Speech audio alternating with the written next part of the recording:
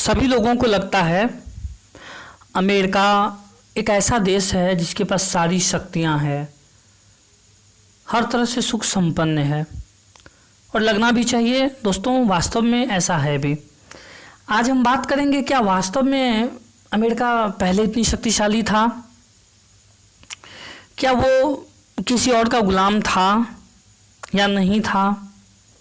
गुलामी से पहले वो क्या क्या किया और किसके गुलाम था और कैसे वो गुलाम बना, ये सारी चीज़ इस पूरे के पूरे वीडियो में कवर होगा।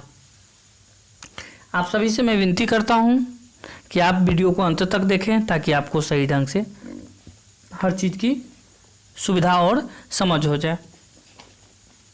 दोस्तों, क्या है कि जब अमेरिका गुलाम था, और अमेरिका के पास इतनी शक्तियाँ नहीं थी, हम लोगों से नहीं, भारत से वो लगभग 100 साल पहले आज़ाद हुआ था और अभी वही आज़ादी की दास्तान के बारे में सुनना चाहेंगे आप भी और हम बताना भी चाहते हैं। देखो दोस्तों, अमेरिकी क्रांति एक खतरनाक और जटिल आंदोलन था। इससे सारी जटिलताओं के पीछे एक मौलिक तथ्य था। 1776 ईस्वी के पूर्व 150 साल के दौरान अमेरिकी समाज ब्रिटिश और यूरोपीय समाजों से भिन्न और अलग हो चुका था। समझ रहे हैं ना? 1776 ईस्वी में मतलब के पूर्व यानी उससे पहले 150 साल पहले वो मतलब तकरीबन 150 साल पहले अलग हो चुके थे पूरी तरह से। किससे अलग हुए थे? तो यूरोप और ब्रिटिश समाज से एकदम अलग हो चुके। 1776 ईस्वी के बहुत पहले ही अमेरिका में स्वतंत्र होने की प्रक्रिया प्रारंभ हो चुकी थी।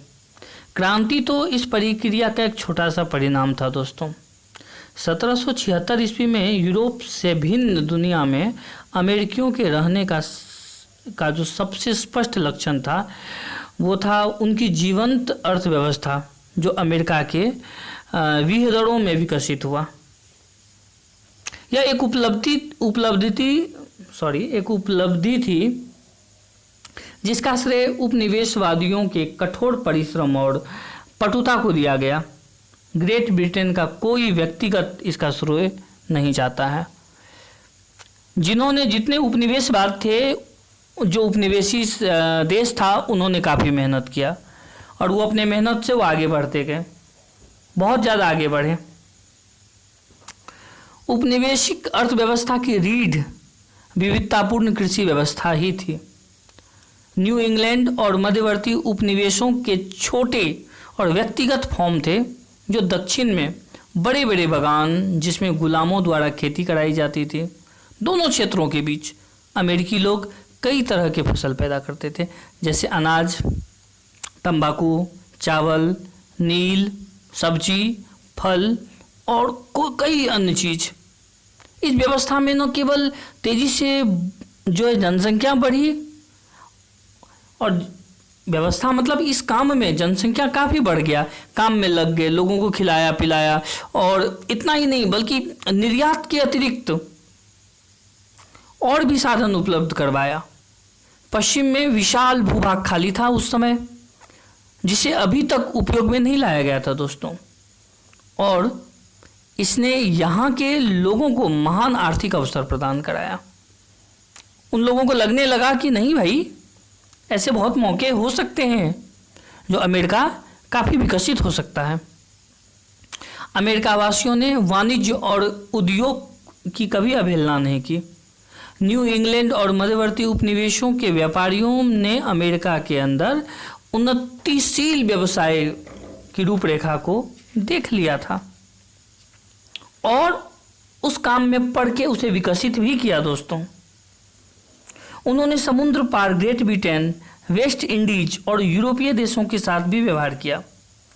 निर्यातित माल का अधिकांश हिस्सा उपनिवेशिक कच्चा माल जैसे तंबाकू और इमारती लकड़ी था, जो तैयार माल और दासों के बदले ये लोग खरीदते थे ब्रिटेन से।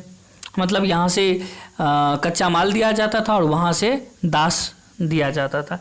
तो जहाँ दास की जो है प्रचुरता थी वो लोग दास बेचते थे, और जहाँ खाद्यान्नों की प्रचुरता थी तो लोग खाद्यान्न देते थे। हालांकि 1776 ईस्वी तक उपनिवेशवासी ब्रिटेन विरोध के बावजूद तैयार माल का उत्पादन करने लगे थे, खुद से करने लगा था। न्यू इंग्लैंड में वेस्ट इंडियन शीरा में से रम बनाकर असंख्य व्यापारियों ने अपार धन हासिल किया। एकदम रम एक शीरा था, उस शीरा से इन्होंने रम बनाया और उससे काफी ज्यादा धन की प्राप्ति किया, बहुत ज्यादा। अमेरिकी उद्यमी यानी कि जो व्यवसायी थे, अपने हितों की रक्षा और विस्तार के लिए ना दत्तचित्त थे। अधिकांश अमेरिकी अधिक दृष्टि से सुखी थे, आर्थिक दृष्टि से पूरी तरह सुखी थे, किसी तरह की कमी नहीं था उन्हें, और उन्हें विश्वास था कि अगर वे अपनी आर्थिक हितों को आगे बढ़ाएंगे तो वो स्वतंत्र रहेंगे, उनका भविष्य उज्जवल होगा। अतः उन्होंने सिर्फ अर्थव्यवस्था पर ध्यान दिया, किसी और की हो न हो, खुद की जरूर दिया। 1776 ईस्वी में अमेरिका की जनसंख्या जो है लगभग 2.5 करोड़ के आसपास हो गई थी। ग्रेट ब्रिटेन की तरह ही वर्ग संरचना में संगठित था अमेरिका। धनी सौदागरों और बागान मालिकों का अभिजात वर्ग जो कि जागरूक हो रहा था और उसे बनाए रखना भी चाहता था। समाज में इस तरह की उतार चढ़ाव को बहुत ही सावधानी से इन्होंने देखा। ये जो औद्योगिक वर्ग थे, ये किसी तरह का नुकसान नहीं चाहता था। जो आर्थिक जीवन, राजनीतिक, धर्म और तौर तरीके पर हावी था, अपनी स्थिति के बारे में जागरूक था और उसे बनाए रखना चाहता था। वो चाहता था कि यदि वो साहूकार है, धनी संपन्न है, तो धनी संपन्न ही रहे। वो किसी तरह की बदलाव नहीं चाहता था और हर तरह से वो और सशक्त होना चाहता था। स्वतंत्र किसानों, दुकानदारों, कारीगरों तथा व्यवसायी लोग के एक विशाल उद्योगशील समुदाय का स्थान अभिजात वर्ग ने ले लिया। धीरे धीरे किसान लोग भी व्यवसाय पे ध्यान देने लगे, उद्योग धंधों पे ध्यान देने लगे, क्योंकि क्षणिक फायदा होता है ना उसमें। कुछ दैनिक मजदूर, रियायती किसान और बंधुआ नौकर भी थे जो इनमें शामिल हुए, जिनका समाज में और भी नीचा स्थान था।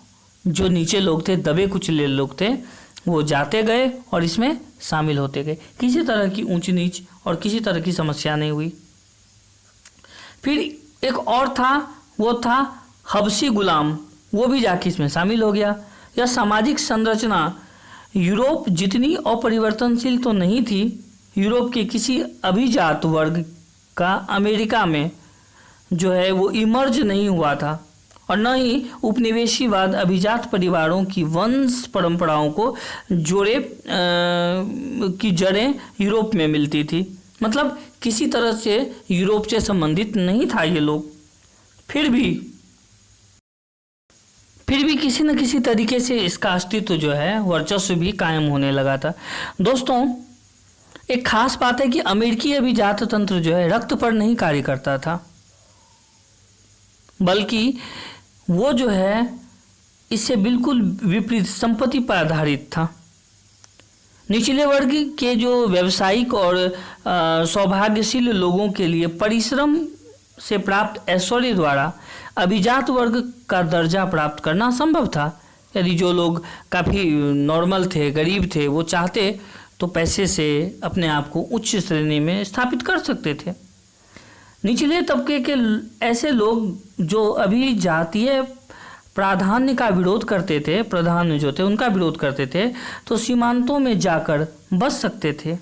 इस प्रकार उपनिवेशिक परिस्थितियों में अभिजातीय समाज के बंधनों को ढीला कर दिया और छोटे दर्जे और छोटे आय के लोगों को काफ़ी अधिक स्वतंत्रता प्रदान कर दी गई।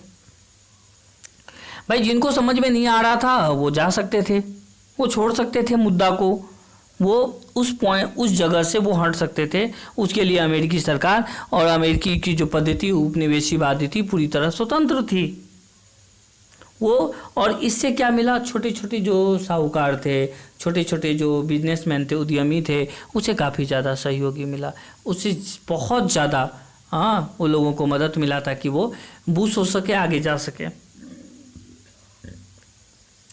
नई और पुरानी दुनिया के बीच संभवतः सबसे तीक्ष्ण अंतर राजनीतिक जीवन में था। यूँ तो प्रत्येक अमेरिकी उपनिवेशों की अपनी अपनी सरकार थी, परंतु यह सामान्य पैटर्न 1776 ईस्वी तक विकसित हुआ था। हर उपनिवेशिक का एक गवर्नर होता था जो ब्रिटिश राजमुकुट की सत्ता का प्रतिनिधित्व करता था और जो सामान्यतः ब्रिटिश एवं राजनीतिक स्वतंत्रता के दमन करने का व्यापक अधिकार प्राप्त था उसे, बिल्कुल 100%। एक नाम है उसका है पेनिसिल्वानिया को छोड़कर हर उपनिवेश में 2 सदनों की विधायिका थी। उस समय निचला सदन शक्तिशाली लोगों द्वारा चुना जाता था, जबकि ऊपरी सदन के सदस्यों का मनोबल ब्रिटिश नरेश या गवर्नर द्वारा होता था। औपनिवेशिक विधान सभाओं के अधिकार पूरी तरह स्पष्ट नहीं थे, लेकिन स्थानीय और कर यानी टैक्सेशन के मामले में सामान्यतः उसके अधिकार व्यापक थे। इन मामलों में गवर्नर को लगभग असीम वीटो शक्ति प्राप्त थी, मतलब जितना आवश्यकता से अधिक वीटो शक्ति प्राप्त थी। चूंकि वे वेतन और कोष के लिए व्यवस्थापिका की कृपा पर निर्भर थे, इसीलिए सामान्यतः इन अधिकारों का प्रयोग करने की स्थिति में वो नहीं थे। ब्रिटिश अदालतों के पैटर्न पर उपनिवेशवादियों की अपनी अदाई व्यवस्था थी और इंग्लिश नागरिकों की तरह कानूनी अधिकारों का प्रयोग करते थे। यथार्थ प्रक्रिया में उपनिवेशिक सरकार व्यापक स्वतंत्रता की अभ्यस्त हो चुकी थी, पूरी तरह से वो डमाडोल हो गई थी, पूरी तरह उसका दिमाग है ना आउट ऑफ सेशन कहते हैं ना, वो हो चुका था और उपनिवेशवादियों के अधिकाधिक तौर पर महसूस करना शुरू कर दिया था और उसे कराने लगा कि अपने राजनीतिक भाग्य का फैसला करने उनका अधिकार है। उन्हें यह एहसास हो गया कि भैया कि हम वो हैं जो खुद के अपने राजनीतिक अधिकार के बारे में उंगली उठा सकते हैं और ये मेरा अधिकार है कि मैं कुछ भी कर सकता हूँ। 1776 ईस्वी के पहले समझ रहे हैं ना, उपनिवेशिक जो है यह जो मान सकते थे कि उन ब्रिटिश सत्ता को नियंत्रण उस पे जो है ब्रिटिश सरकार का नियंत्रण है, लेकिन जब विशेष मामलों की बात आती थी तो वे एक तर्क देते थे कि निर्णय लेने में उनकी अपनी सरकारों की राय भी लेनी जरूरी है। हर जगह वो अपनी राय देते थे, उनकी बात विचार होता था, लेकिन जब एक खास मुद्दा खास मौके पे उसकी निर्णय अत्यावश्यक होती थी तो हमेशा ब्रिटिश जो है दरकिनार कर देता था और कहता था कि भैया इसके बारे में तो मुझे ऊपर से जानकारी लेना पड़ेगा, ऊपर से, आजकल नहीं बोलते पुलिस वाले, ऊपर से ऑर्डर लेना पड़ेगा हमको। तो ये सिचुएशन हो जाता था। उपनिवेशवासियों में यह भावना घर कर जाती थी कि उपनिवेशिक शासकों का उतना ही महत्व है जितना कि ब्रिटिश सरकार का। 150 साल के स्वशासन के अनुभव ने ग्रेट ब्रिटेन और उपनिवेशों के बीच अल्टार्कटिक से भी बड़ी खाई पैदा कर दी। इतना बड़ा खाई, मैंने एग्जाम्पल में अल्टार्कटिक ले लिया, तो इसका मतलब सोच सकते हैं कितना बड़ा खाई होगा। दोस्तों ये वीडियो तो चल ही रहा है, लेकिन मैं आपको एक बात बता देता हूँ कि ये जो सीरीज है, ये विश्व इतिहास की सीरीज है, मैं आप तक लेके आ रहा हूँ और इस वीडियो को बनाने में मुझे बहुत ज़्यादा इम्पोर्टेंट जो है दीनानाथ वर्मा जी और शिव कुमार सिंह की पुस्तक विश्व इतिहास का सर्वेक्षण, जो कि भारतीय भवन प्रकाशन के द्वारा है, ने मुझे काफ़ी मदद किया। और मैं सबसे निवेदन करता हूं कि यदि आपको संभव होता है और अगल बगल आपको लगता है कि ये बुक आपको अवेलेबल है तो आप निकालें और पढ़ें, वास्तव में बहुत ज़्यादा इम्पोर्टेंट होगा। यदि आप IAS, UPSC, BPSC या MPPSC कुछ भी चीज़ की PCS की सर्विस की तैयारी करते हैं तो यू मस्ट बी, ये बहुत अच्छी किताब है और आप इसे आपको पढ़ना चाहिए। दोस्तों उपनिवेशिक धार्मिक जीवन अनूठा था, यद्यपि वे ऐसे चर्च का खर्च चलाने के लिए कर देते थे जो प्रायः असहिष्णुता और अधिनायकी थे, जो दूसरे के अधीन रहते थे, है ना। परंतु इन उपनिवेशों में यूरोपीय जो देश थे, देश की तुलना में कई अधिक धार्मिक स्वतंत्रता थी, पूरी तरह से धार्मिक स्वतंत्रता थी।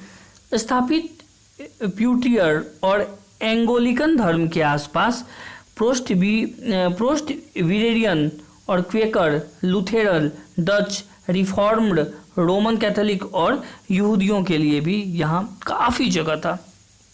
18वीं सदी के बौद्धिक क्रांति के दौरान कई सुममाचेई धर्म, जैसे कि बहुत सुममाचेई मतलब बहुत सारे ऐसे धर्म आए यहाँ, स्टेबल हुए, जैसे कि मेथोडिज्म का भी यहीं जन्म हुआ था। दोस्तों 1776 ईस्वी के पहले उपनिवेशी या उपनिवेशवादी संस्कृति जो है गतिविधियों में कम रुचि लेते थे। अमेरिकी जो थे ने उपनिवेशिक समाज में जीविका प्राप्त करने के लिए कॉलेज और स्कूलों की स्थापना अवश्य कर दी। उनका मकसद था कि किसी तरह जीविका चल सके। कई क्षेत्रों में समाचार पत्रों का भी प्रकाशन शुरू किया। अमेरिकी वास्तुशिल्पीय शैली की जो सूत्रपात हुआ, लेकिन साहित्य और कला के क्षेत्र में ऐसी कोई प्रगति नहीं हुई जो उल्लेखनीय हो। संक्षेप में यदि हम बोलें तो उपनिवेशिक सांस्कृतिक जीवन अब भी यूरोप से जुड़ा था, उस समय भी यूरोप से जुड़ा था। शायद उपनिवेशिक अमेरिकी की सबसे आश्चर्यजनक बात यह थी कि वहाँ के लोगों ने यूरोप के मुख्य सांस्कृतिक प्रवृत्ति से जुड़े रहने की क्षमता विकसित की। न तो समुद्र की बाधा, न भाषा और न उपनिवेशियों की सख्त जीवन अमेरिकियों को जो है किसी तरह की उलझन में डाल सकता। तो दोस्तों आप इंतज़ार करें, पार्ट 2 जल्द रिलीज होगा।